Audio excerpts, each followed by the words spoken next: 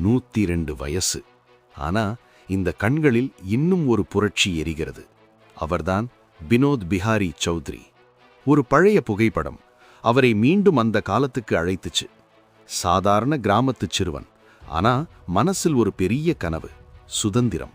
அநியாயம் அவன் கண்முன்னே நடந்தது. அந்த நாள் அவன் உள்ளே ஏதோ மாறிவிட்டது.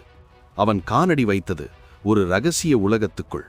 சுதந்திரமில்லை என்றான், உயிரே வேண்டாம் என்று சத்தியம் எடுத்தார்கள். ஒரு திட்டம், பிரிட்டிஷ் பேரரசையே அதிர வைக்கும் திட்டம். இது கடைசி இரவாக இருக்கலாம், ஆனா பயமில்லை, தியாகம் மட்டும். 1930 அந்த இரவு ஒரே தாக்குதலில் பிரிட்டிஷ் ஆயுத களஞ்சியம் கைப்பற்றப்பட்டது.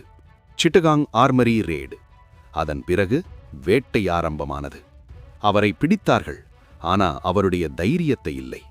நீதிமன்றம் ஒரு தீர்ப்பு சொன்னது, ஆயுள் தண்டனை.